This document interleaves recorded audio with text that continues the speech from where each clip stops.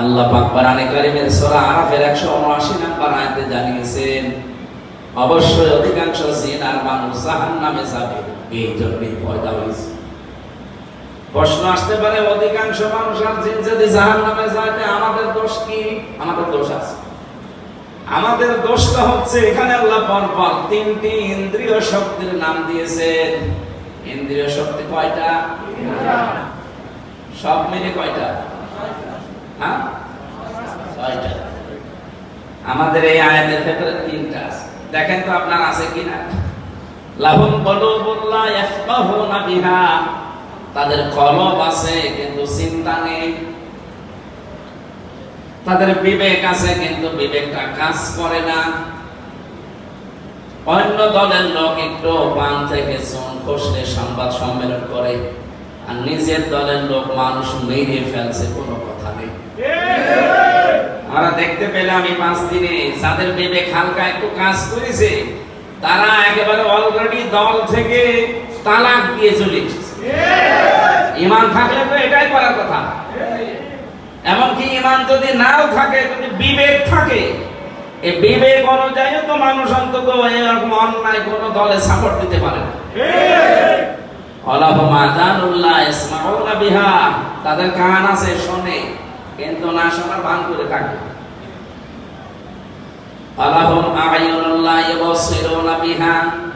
ওদের চোখ আছে কিন্তু দেখে না, না দেখার ভান করে থাকে। আর আমার এই আয়াত পড়ার পরে মনে হয় বাংলাদেশে সবচাইতে বেশি এই 3 প্রকার মানুষ। বিবেক অনুযায়ী আমরা কাজ করি না, আমাদের কান থাকার পরও না শোনার ভান করে আছি। এত বড় গ্যারান্টি দেওয়ার পরেও যদি দেশের মানুষ না বোঝে, আমরা কি দেখাবো বলেন তো?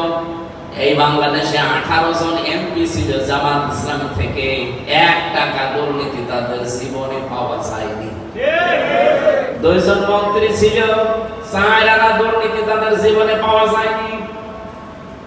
200 উপরে উপজেলা চেয়ারম্যান ছিল, 1 টাকা তাদের মেরে খাওয়া পাওয়া যায়নি। 1000-এর উপরে ইউনিয়ন চেয়ারম্যান ছিল, 1 টাকা তাদের দুর্নীতি পাওয়া যায়নি সারা বাংলাদেশে। 1700 উপরে প্রায় মেম্বার ছিল, 1 টাকা তাদের দুর্নীতি নেই। কেন? তারা মানুষ না? তারা তো আমাদের সাথে চলাফেরা করে, আমাদের সাথে আত্মীয়তা করে। তাদের কি মানুষের মনুষ্যত্ব ভেতরে তাদের নেই? তাদের লোভ লালসা নেই? তারা করে না কেন? তাদেরকে ওইভাবেই গড়ে তোলা হয়েছে ছোটবেলা থেকে। আমি চিন্তা করেন, এইরকম গ্যারান্টি দেওয়ার পরেও যদি দেশের মানুষ এখন না বোঝে, আমার মনে হয় এই জাতির কপালে আগুন লাগবে সামনে। তার কি এখন জিবরাইল ফেরেশতা ছাড়া আমার মানুষ দিয়ে আর হবে না। জিবরাইলও ফেল করে ফেলবে। 2 জন ফেরেশতাকে আল্লাহ কিন্তু দুনিয়ায় পাঠিয়েছিলেন, তারা পর্যন্ত ফেল করে গেছে। যে কি জানো, হারুত মারুত। তারা পর্যন্ত দুনিয়ার এই ফেরেবে পড়ে, শয়তানের ধোঁকা, এই রং বিরঙে পড়ে নিজেরা তারাও নষ্ট হয়ে গেছে। আর এই মানুষগুলো, এই যে যাদের নাম বললাম, 1700, 1000, 200, 18 জন, 2 জন, সব আমি কি বানিয়ে বলছি? এরা এই দেশে ছিল, তাদের এই চলাফেরা আমাদের সাথে, কিন্তু 4 আনাও তাদের দুর্নীতি খুঁজে পাওয়া গেল না। তারাই তো এখন গ্যারান্টি দিচ্ছে যে 5টা বছরের জন্য একটু পরীক্ষার জন্য হলেও দেন, দেখেন কি করি। 5 বছর লাগবে না, 3 বছরে বাংলাদেশকে আমরা দাঁড় করিয়ে দেব। মালয়েশিয়ার মতো দেশ, ওরা 2004 সাল থেকে দাঁড়িয়ে গেছে 21 বছরে, আর আমরা 54 বছরে দাঁড়াতে পারি না। পারি না কেন? কারণ আমাদের 2টা রোগ বেশি, একটা দুর্নীতি আর একটা খাদ্যে ভেজাল। ওদের দেশে যদি এই 2টার একটা কোনো ট্রান্স পায় না, সঙ্গে সঙ্গে মেরে ফেলে। আমাদের দেশের এই যে ফটিকা খেতে গেলে মাঝে মাঝে চিন্তা হয়, আল্লাহ কি কোমড়া দিয়ে বানাবো না আম দিয়ে বানাবো? আর ওই দেশে আমি পুরা দেশ ঘুরলাম, এমন কোন জায়গা তো আমার বাদ নেই। এত বড় বিশাল দেশ ঘুরে আসলাম, কোনদিন একটা চিন্তা আসে না যে রস, মনে করেন ডালিমের রস অথবা এটা আমের রস, এর ভেতরে আমার কোনো কিছু মিশানো নেই তো। একেবারে 100 ভাগের 100 ভাগ খাঁটি। এই জন্য 10 দিনে আমার অসুস্থ তো হয়নি, আমার কাশিও হয়। আরে কালকে আজকে সকালে বিমানে নেমে এতে কাশাকাশি শুরু হয়েছে। আর এত পরিষ্কার পরিচ্ছন্ন, আমার মনে হয় রোড ঘাটে খাবার ডেইলি খাওয়া যাবে, এত পরিষ্কার। প্রতিদিন একবার করে বৃষ্টি হয়, যদিও একটা ধুলাবালি একটু লেগে থাকে, তো বৃষ্টিতে সব হবে। 2 নম্বরে ওদের দুর্নীতি নেই, যেখানে যেটা সরকারের পক্ষ থেকে বাজেট আসবে সে কয়টা ওই জায়গায় পৌঁছে দেবে। একটা রাস্তার জন্য যদি 100 টাকা বাজেট আসে, 100 টাকায় খরচ হবে রাস্তা। ওই বছর একটা রাস্তা 100 টাকা দিয়ে খরচ করলে 100 বছর যাওয়ার কথা 100 বছরে যায়, আরো বেশি যায়। আর আমাদের দেশে 100 টাকা বাজেট হলে 3 টাকা খরচ হয়, আর 97 টাকা শয়তানা খেয়ে ফেলে। এখানে কাশীপুর রোড থেকে এই গ্রাম কয় কিলো? 2-3 kilo, 4 kilo.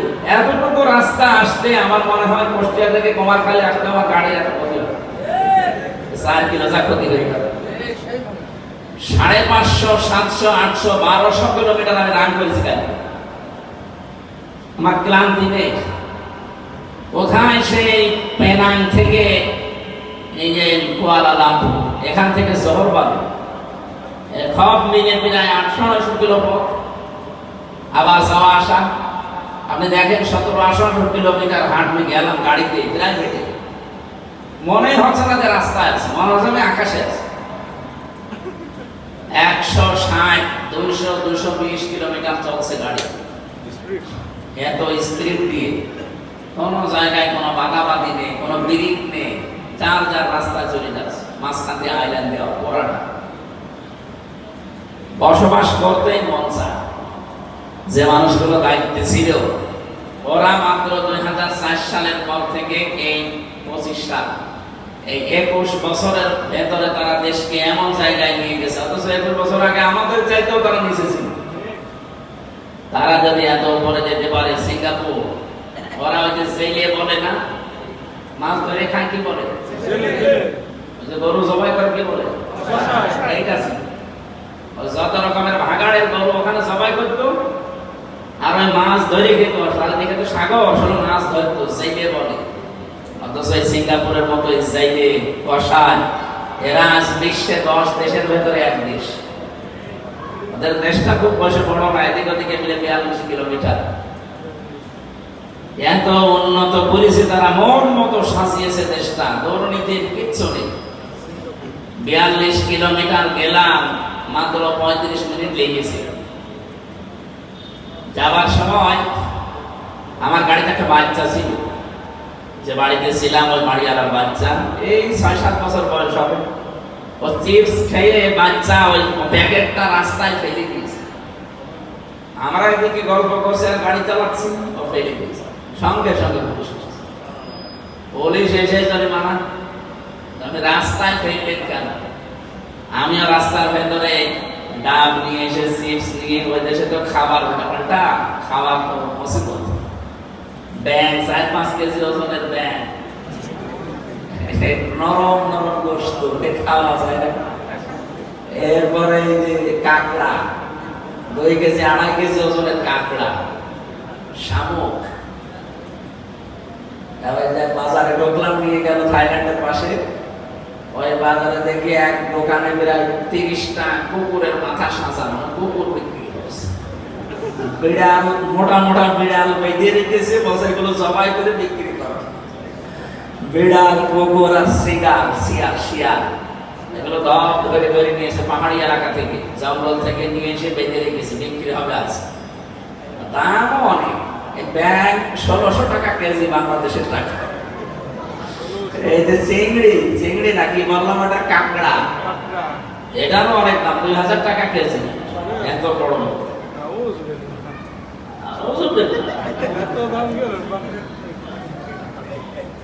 এই যে মানুষগুলো খাবার সময়, আমি গাড়িতে যেই কয়বার খাবার খেয়েছি, এই 700-800 কিলো রান না খেয়ে পারা যায়। কিন্তু খাবার খেয়ে আমার তো এই দেশের অভ্যাস, এই যে আসার সময় পানি খাওয়ার পরে বোতল ফেলে দিচ্ছি ভাই। ওখানে 10 দিনে অভ্যাসই হয়ে গেছে, খাবার খেলে বাইরে কিছু না, গাড়ির ভেতরে রেখে দিতাম। ওই নির্ধারিত ড্রেন, নির্ধারিত একটা ড্রাম আছে, ময়লা ফেলার জায়গা আছে, ওই জায়গায় গিয়ে ডাস্টবিনে ওইটা ঠিক ফেলে দিতে হবে। আমার মনে হয় অভ্যস্ত হয়ে গেলে মানুষের দ্বারা সম্ভব। আমার আশা, আমার বিশ্বাস আমাদের দেশটাও দাঁড়িয়ে যাবে ইনশাআল্লাহ, আমরা যদি শুধুমাত্র এই 3টি ইন্দ্রিয় শক্তি কাজে লাগাতে পারি সামনে। আমার বিবেক যেন কাজ করে, আমি দেখার পরে যদি অন্যায় মনে হয়, আমার বাবার বিরুদ্ধে গেলেও এটা অন্যায় বলা লাগবে। এটা আমি শুনলে যদি মনে হয় যে না এটা আসলেই বিবেক বহির্ভূত কাজ, অন্যায়, অবশ্যই আপনাকে এটা অন্যায় বলা লাগবে। শোনার পরে আপনি না শোনার ভান করে থাকবেন, দেখার পরে না দেখার ভান করে থাকবেন। বিবেক আছে, চিন্তা করার পরও আপনি করেন না, কি হবে জানেন? ওয়ায়াজালুর রিজসা আলাল্লাযিনা লা ইয়াকিলুন, সূরা ইউনূসের 100 নম্বর আয়াত। আল্লাহ তাআলা বলেন যারা বিবেক থাকার পরেও সিদ্ধান্ত নিতে ভুল করে, আমি আল্লাহ তখন ভুল বিষয় তাদের উপরে চাপিয়ে দেই। বলেন নাউযুবিল্লাহ। আজ বাংলাদেশে যারা রাজনীতি করছে, কোন অন্যায় দেখার পরে, দেশ বিরোধী, ইসলাম বিরোধী, মানবতা বিরোধী যে কোনো কাজ দেখার পরে যদি আপনার বিবেকে কাজ না করে, আপনি দেখার পর না দেখার ভান করে আছেন, শোনার পর না শোনার ভান করে আছেন, আল্লাহর কসম ভুল জিনিস আপনার উপরে আল্লাহ চাপিয়ে দেবে। দিন যত যাবে আপনি ফেরাউনের মতো খারাপ হতে থাকবেন। সুতরাং এই যে ঢাকার এই হত্যাকাণ্ড নিয়ে